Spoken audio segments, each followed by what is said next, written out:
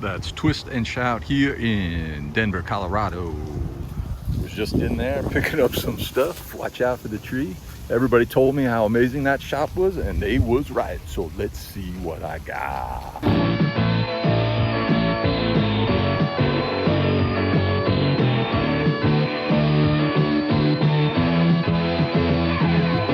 Greetings, y'all. Welcome to another video.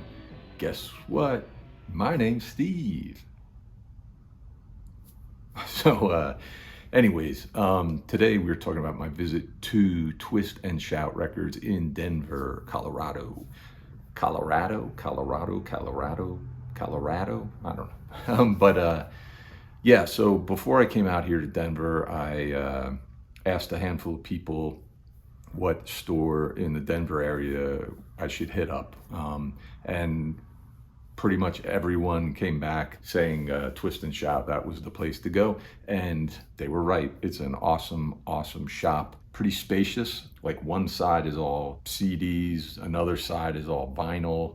And then there's like a third section with all movies, DVDs and stuff. And then there's books spread out, t-shirts and some other like novelty kind of things, you know, that kind of stuff. Very well organized, like all the bands in the CD section, at least, whether they have one album or 10 albums, they all have their own section, which is cool. The vinyl is well organized like that too, but they do, in the vinyl section, I did notice they have like, you know, a random section for each letter or whatever. One of those shops you need to kind of like really take your time digging through, but also kind of take your time when you're in there. Stop digging for a minute and just kind of like look around at all this stuff on the walls and what have you, because there's just some really neat stuff up there. But yeah, I mean, again, I can't say enough. It's just a really cool shop. The price is really reasonable. You know, I found a lot of stuff, found a bunch of stuff on my want list.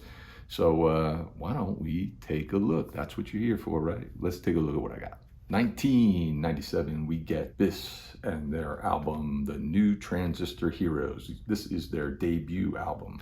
They were on Capitol and Grand Royal, which is the Beastie Boys label. I don't remember the first place or when I even heard them for the first time, but I have like 2 of their CDs and I like them quite a bit.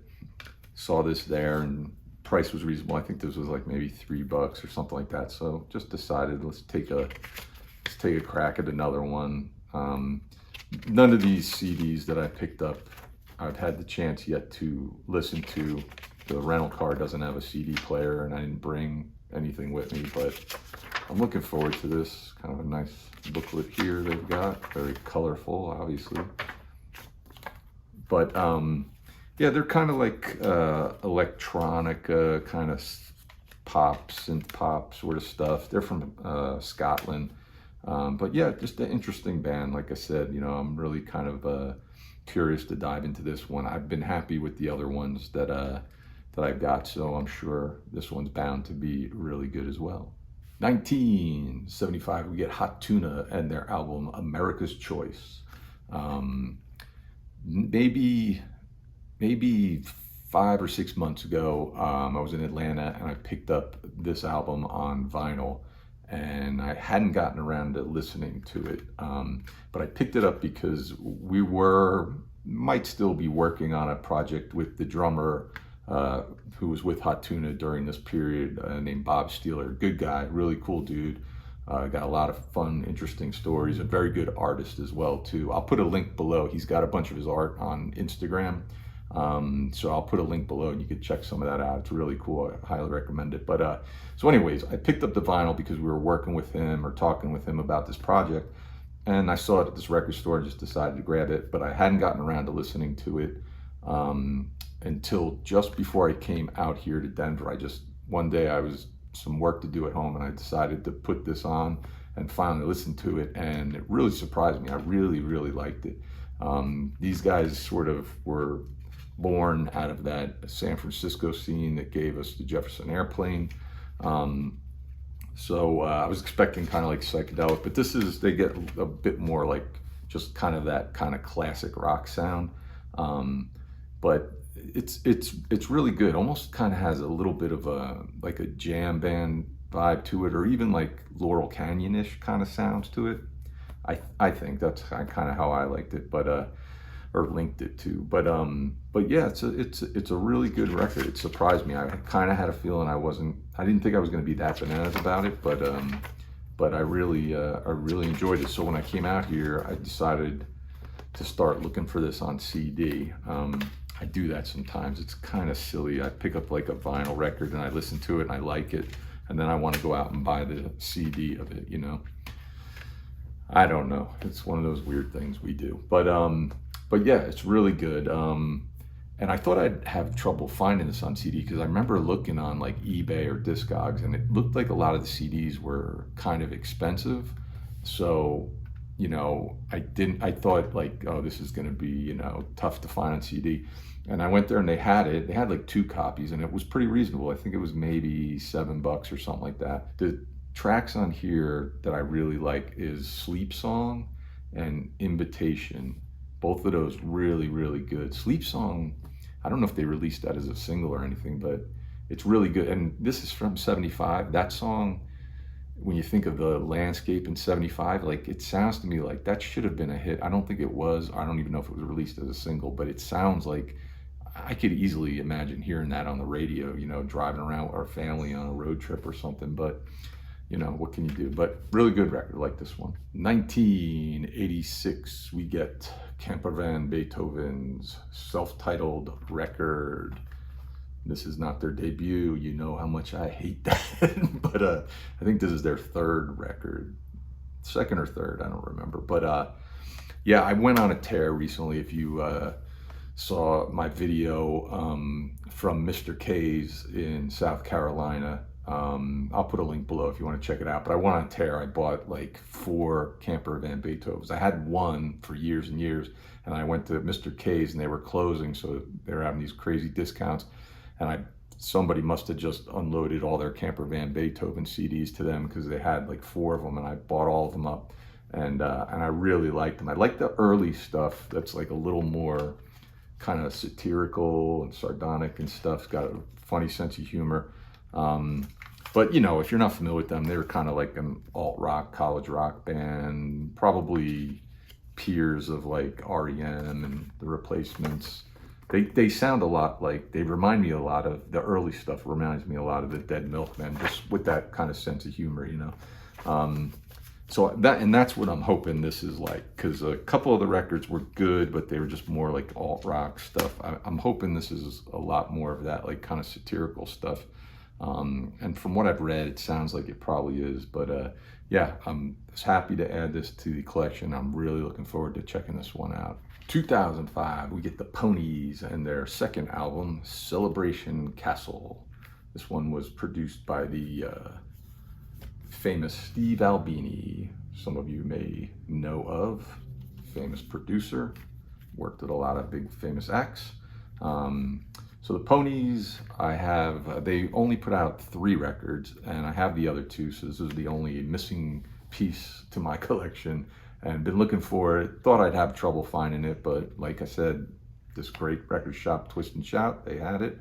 Good price, used. All these were used. Just a cool, like kind of alternative, kind of garage rocky kind of band. Wish I had gotten a chance to see them live back in the day. I imagine that might have been a really good show, but yeah, really looking forward to this. This is kind of a bummer. Like do they even have, there's like just nothing here, no booklet, like no real notes or anything, unless the booklet's, this is like pasted. So that's the one thing I hate about Digipacks, when they do that, no booklet or whatever. But anyways, a really cool band if you're not familiar with them and you like that kind of garage rock, kind of distortion, whatever, guitars, you know, check out the Ponies. 1986, we get Love and Rockets and their album Express.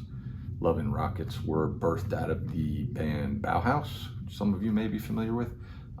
They had a big hit in like the late 80s with So Alive. But my introduction to this band was this album, because my brother owned it, and I remember hearing the tune, the Kundalini Express. I hope I'm pronouncing that right. But I remember him playing that in the car and hearing it and really liking that, not having any idea who this band was or anything like that. But this is the first thing I've ever bought by Love and Rockets. I don't own any of their albums. Been looking for this, hadn't been able to find it. So was happy to grab it there. And you know, the 80s didn't give us too much booklets, but got all the lyrics and everything, but that's it. But at least they got those. But yeah, really cool band, you know, alternative rock. Really looking forward to this. I don't know. This is my first record by them. I don't know if this just opens up the floodgates and I start picking up more of their catalog. 1992, we get the Vaselines and their compilation, The Way of the Vaselines, A Complete History. I think when this came out, the band had split up, but they've since reunited. I have one of their reunion albums that I like quite a bit. But Sub Pop put this out. This is pretty much everything the band had recorded up until that time. And, you know, I don't think they had a whole lot of success, but Nirvana, Kurt Cobain, I think, said that they were his like favorite songwriters, and Nirvana covered a few of their songs. That brought them a lot of attention. But really good band, you know, alternative rock, you know, kind of garage indie rock sort of sound to them. But this one, not a whole lot here to the booklet, except this picture of some jugs.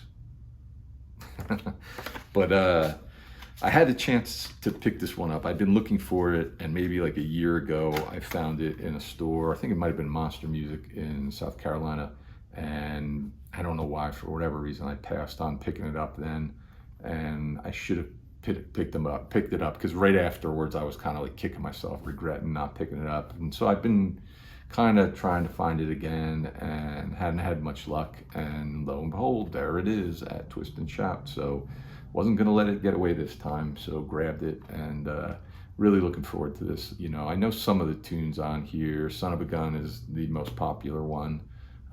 That's the one that Nirvana covered. Really excited that I finally got my hands on this one. Really looking forward to popping it in and listening to it. So that's, I don't know, I threw that CD away. Now I'm gonna pick them all up, right? But this is all my pickups from Twist and Shout. Like I said, great shop. If you're ever in Denver, highly recommend you stop by and visit the place. You know, I think you'll enjoy your visit as much as I enjoyed mine. And yeah, let me know if you're familiar with the store, if you've been there. Let me know how your experience has been with them. Any of these albums, Love and Rockets, fill me in on some of their other ones that might be worth picking up. And yeah, thanks for watching. And go out there, support those local record stores. They need you there. And thanks for watching. See you another time later on, y'all.